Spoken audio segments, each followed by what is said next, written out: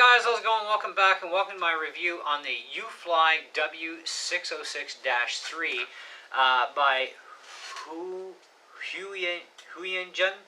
I don't know how to pronounce it, sorry, but it's Huajun. Titles in the video. Anyway, so this was sent to me by the company to check over for them. It is a new release, so it's not out yet. And they've made some improvements because you guys know that there's been some buggies with this thing.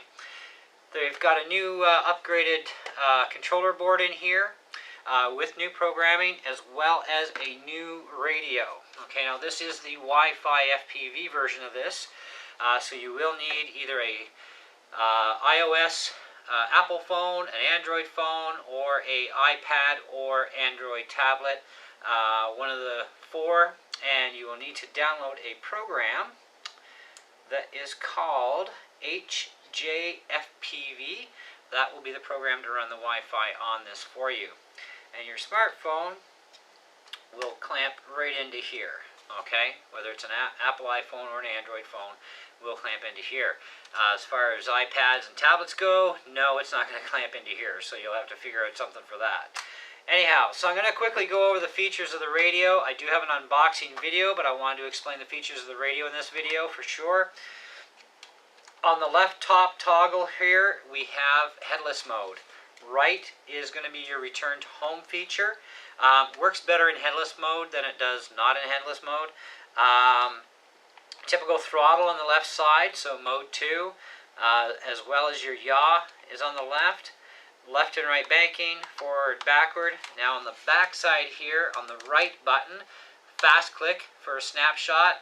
Okay, press and hold, you'll get 2 beeps, activates the camera. Press and hold again, 2 beeps, deactivates the camera. That's for your video. Left button, click it once, move the stick in any one of 4 directions on your right stick, it does a flip. It disengages after the flip, so you'll have to click it again, do a different flip, and so on. Okay, you've got your power button here, which is got a nice little blue ring around it. It's pretty cool. Now, your buttons.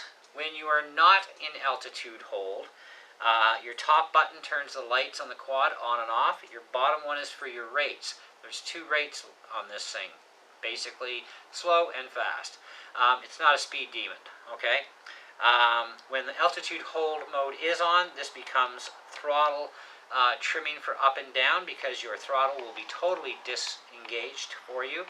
So you can bump it, you can keep it up here or down here, it doesn't matter. It's going to be fixed, and you'll need to adjust height with these 2 buttons at that point. Your left and right control here is going to be for your yaw, okay, trimming that out. Left and right for banking, forward and backward, okay, for those. Now, this button in the middle on the left side is going to be for your auto takeoff and your landing, okay. If your batteries are weak and you hit the landing feature part of it, you could possibly crash. I did, okay. Otherwise, you should be good with a good battery. And the auto takeoff is kind of cool. It puts you right into altitude hold, and you can disengage the altitude hold at any point. You can manually go into altitude hold when you're already up in the air by simply pressing the right button once, press it again to take it out of altitude hold. Now, the one thing that does annoy me about this, about altitude hold, is all your lights flash when you're in altitude hold, and it's the same kind of flashing sequence as you get when your battery is low, okay? So that kind of does annoy me, especially for nighttime flying. I want the altitude hold turned on. Yeah, it annoys the eyes because they go blink, blink, blink, blink, blink, blink. You know, so that I wish they would change to just leaving it solid when you're in altitude hold, day or night, okay? But that's just a little peeve of mine. Some people may like that feature. But that's pretty much the controller there. And it does use 4 AA batteries. There's 2 screws for the bottom mount here that mount your iPhone or Android phone bracket on to the radio. And it's pretty sturdy, so no worries there. Good foam on here, so when it comes down, it holds your phone in there really, really well. The other thing I want to mention too is that you will end up with some extra screws after you've assembled what you need to, which is just the landing gear. you need to assemble that, and of course you need to assemble the bracket onto the radio. You will end up with a baggie of 4 extra blade screws, okay? Because each blade uses 2 screws, but they only give you 4, okay? Mind you, they also only give you 2 spare props, an A and a B. You will have 1 extra radio bracket screw and 1 extra landing gear screw. Okay, so don't lose these in case you need them, okay? Eventually you may need a blade screw, you never know. The gear mesh on this thing is set perfect. It's beautiful. And these are brushed motors, okay? But the mesh is set just beautiful on this. I'm very happy with that because that means longer motor life, okay, with more of a looser blade, okay, or better gear mesh. So they got the mesh right on this thing. I know there was problems with the thing either going out of range quickly. These things are rated for 200 meters, right? And guys are like getting, what, 50 feet or something, or 100 feet, and they lose total control of the quad, too. That stuff has not been happening with this new version. This new version, those bugs have been worked out. It's doing great. I've had this thing up over 200 feet. I've had it hundreds of feet away from me and up at the same time. I've had no radio issues whatsoever. It has been great. Okay? Now, as far as the camera goes on this thing, you have to rotate the camera yourself with your finger to move it up and down. Now, this isn't the most upright position. I do think they need to bring it up a little more on the horizontal plane. Just maybe about another 1/8 of an inch would be perfect. And then it would be really awesome for flying FPV. You know, so that you can actually get the proper frontal view that you're looking for. Because this is still a little bit on the downside, you know. But otherwise, they did a really good job. You get a 4 gig memory card with this thing, which is either going to be installed in the quad already, or it'll be in your card reader, one of the two. And just a little guy. And so with the camera facing the ceiling and the electronics on the back of your card, those electronics face towards the bottom or the back end of the quad. Okay, and then just push and clicks into place. Okay. There is a safety tie-down bracket in here as well as a red strap. The red strap is to get the battery out easier. The safety bracket helps secure the battery in and lock it in. So in case you do have a crash and you forgot to install your screw here for your plate, you know, your battery's going to stay in the quad. So you'll be good there. What else can I tell you? Durability factors. I've had a few crashes with this thing. I've come right down on the landing gear on the side. Has not broken anything. Now, I'm not going to try that from 200 feet like I did with my JJRC. That was another story altogether. I wanted to do that because I felt that it should be able to take some hard hits, that one. Really severe hard hits. And this one, it's going to take some good bumps and bruises for sure. But don't go looking at driving it into a wall to see how durable it really is, because that's when stuff's going to go wrong. Okay? But it is a good, durable little machine for sure. I did have some initial issues with a backlight on this thing. Okay? And it turned out it was just a defective connector on the board. Okay? A little bit of hot glue, fixed it perfect. I have some new night footage for you guys on my channel for regular viewing, as well as part of this review. You'll see FPV footage from the camera. You'll see outdoor, outside footage for day and night time as well. So stick around this video to check out that flying. It's a lot of fun. It's awesome. Okay. They also asked me to mention too that there will be another upgraded radio, which I believe they said would be an optional thing you can get, where they're changing the radio again, where you'll have your sticks pre-centered, kind of like professional quads. The sticks are like centered already, so that'll be another radio that'll be up and coming. I don't know exactly when, but that'll be another optional thing that you could purchase and type of thing. Anyhow, it's a good solid machine, guys. It is now, that's for sure. I'm really enjoying it. The charger, by the way, 5 hours charger. I would have figured less time because it's 850 milliamp. It's an 1800 milliamp battery. So that should mean somewhere around 3 hours, but because it's a balanced charger, you almost double your time when you're balance charging a battery. even on a hobby grade charger, but you can charge the battery. I charge mine at 900 milliamps on my hobby grade charger, and it's just over 2 hours on it, and it's good to go. And you know, this is like 5 hours. It's like, wow.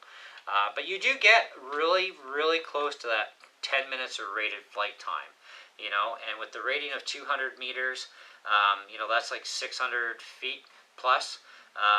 You know, that's pretty good range. I haven't max range tested it. Give me time. I will do that in a video eventually, and we'll max this sucker out and see how high it can really go. I was very impressed with the H26. So this thing should be pretty impressive too, and I have had 0 hiccups with the radio at the distances I've done so far, so that's actually very encouraging that this thing should actually pull off some really excessively good range. But, you know, I mean, hey, the further you get away, the smaller it gets too, right? So, you know, but other than that, I did want to mention one other thing about this machine. I was trying to do some FPV tonight, and without my phone involved, and you know, it's like click, okay, 2 beeps, thought I was recording, brought it into the house, checked the card, nothing on it. For some reason, I'm not sure what it is, probably just the design, you do have to be hooked in to the FPV between your phone and the quad for the quad to actually record video footage or take snapshots. I tested that theory myself, and like I said, outdoors I did not have this on the radio. I was trying to do FPV. I didn't get anything, so while it was in the house, I brought it in. I just hooked it up on the table, hooked this in, boom, boom, recorded a little bit of, you know, just moving the quad around in the house, doing this sort of thing, snapshotted it, everything was there.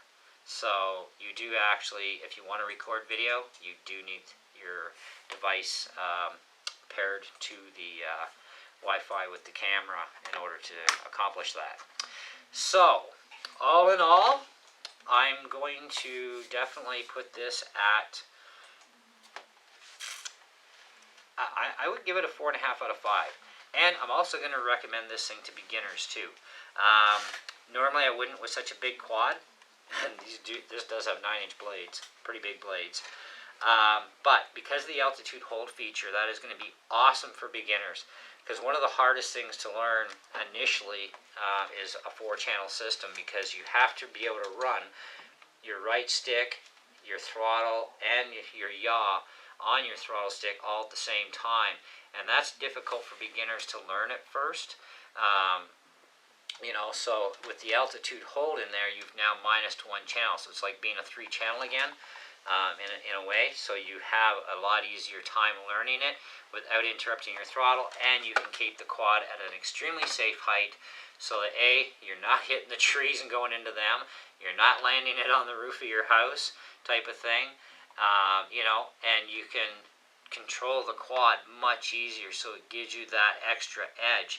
And for guys like me who are highly experienced pilots, and even regular intermediate level pilots, you guys will love this if you're an RC basher with land or water vehicles. You stick this thing up in the air with the altitude hold, point the camera downward, and get it to trim right out into a really nice hover. It'll pretty much stay there without any difficulties, and you can shoot all your aerial footage that way. Now, I will say that if you've got, you know, like a really super, super light wind to no wind, it's going to do the best for that. If you've got a little bit more than a light wind, the wind can push it a bit. Okay, so be aware of that you're not going to want to ignore this thing if you're trying to cut footage on the ground with this in the air. You know, at least have somebody keep an eye on it, or have somebody else at least, you know, make the little movements necessary, which anybody can make little tiny movements for you and keep everything on track. But otherwise, you should be fine and not even need the extra help. In fact, I'm going to be trying it on the next no-wind day, and put some RCs on the ground, do some bash and cut some footage for you guys for aerial stuff, because that's actually a pretty sick kind of footage too.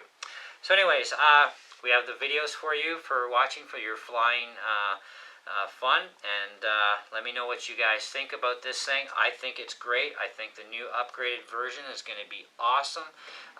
You know, and like I said, I have not run across any problems yet for flight performance or for controllability. Any of that problems that were happening before, I've not experienced any of that, and I've been pushing this a little bit, and you know, so it's definitely a great little quad. Refer to my unboxing video if you want to know about everything on the table here, what's coming, and with it, and go from there. So hey, enjoy the flight footage.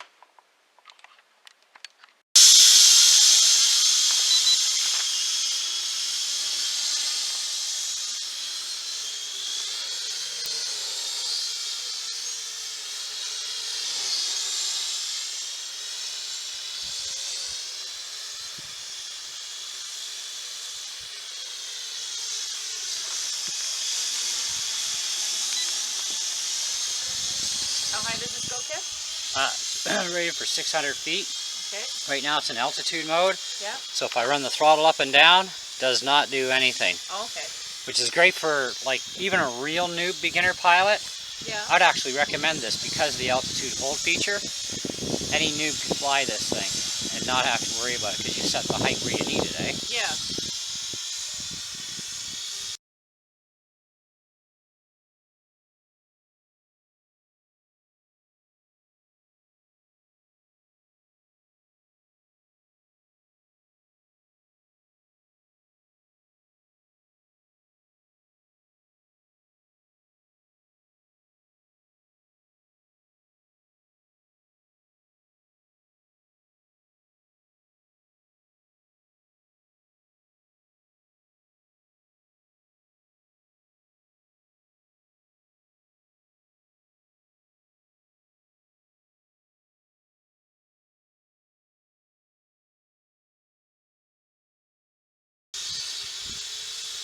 And that's pull forward with the second rates. It's a little agile, pretty decent. Doesn't have a very fast yaw rate, but you don't want it for doing FPV video either. Which we have that going on the screen too. And it all lights up?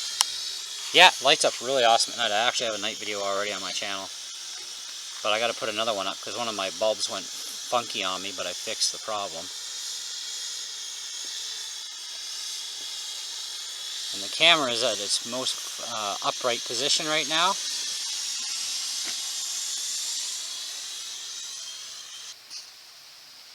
Hey guys, how's it going? And welcome to our second night flight. The first one we had some light issues, which I resolved. It was a defective connector on the main board, but we fixed that up with some hot glue. I got a video on that fix actually, if you want to check it out. So let's get up in the air.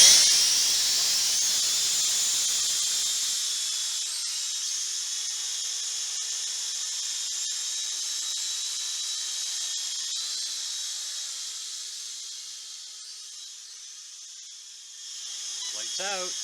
Can't see my quad. Lights on. It's awesome.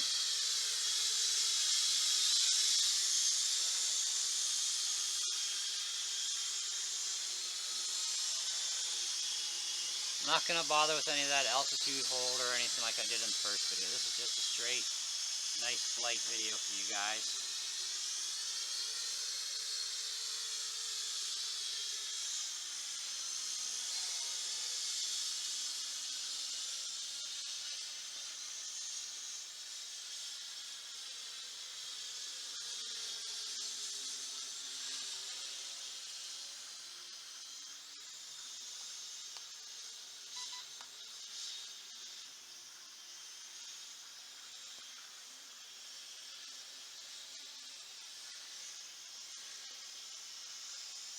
Let's bring her in closer for you.